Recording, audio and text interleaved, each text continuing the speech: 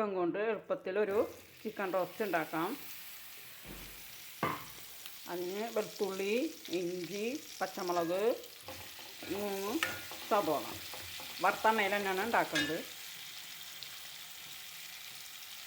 ഇനി കുറച്ച് ഉപ്പ് ചേർക്കാം.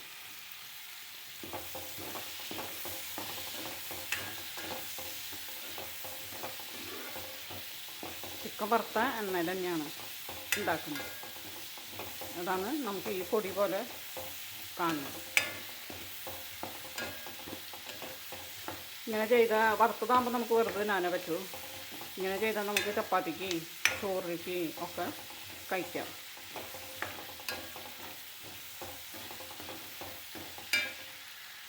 ഇനി ഇതിലേക്ക് 1 ടീസ്പൂൺ മുളകും പൊടി, 1.5 ടീസ്പൂൺ ചെറിയ ടീസ്പൂണാണ് മല്ലിപ്പൊടി. നല്ലോണം ഇത് മൂത്ത് വരുന്നത് വരെ ഇളക്കി കൊടുക്കുക. ഇതിലേക്ക് അരിഞ്ഞ് വെച്ചിരിക്കുന്ന ഒരു തക്കാളി ചേർക്കാം.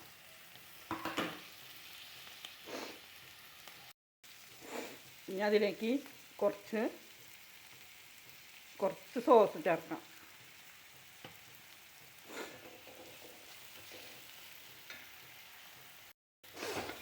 തക്കാളി നല്ലോണം വഴഞ്ഞ് വന്നിട്ടുണ്ട്. എണ്ണ തെളിഞ്ഞ്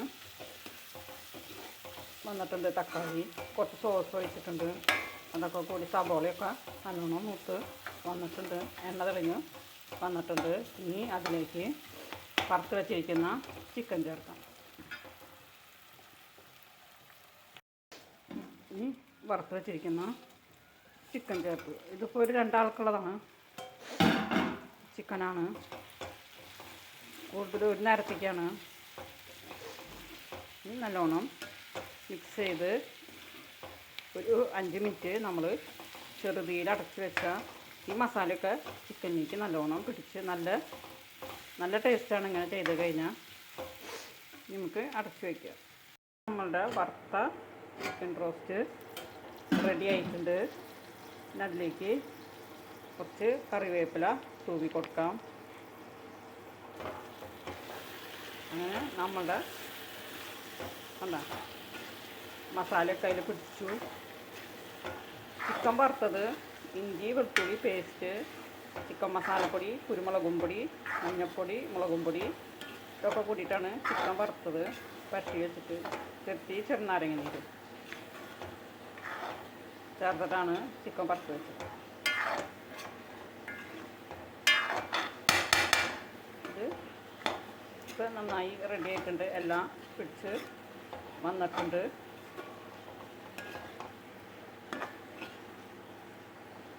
കണ്ടോ, നല്ല ഭംഗിയില്ലേ കാണാനായിട്ട്?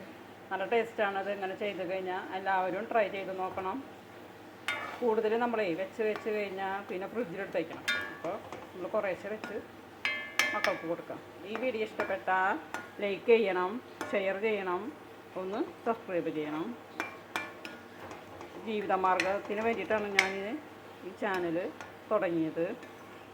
മക്കൾ പഠിക്കുകയാണ്, എനിക്കും ജോലിയൊന്നുമില്ല.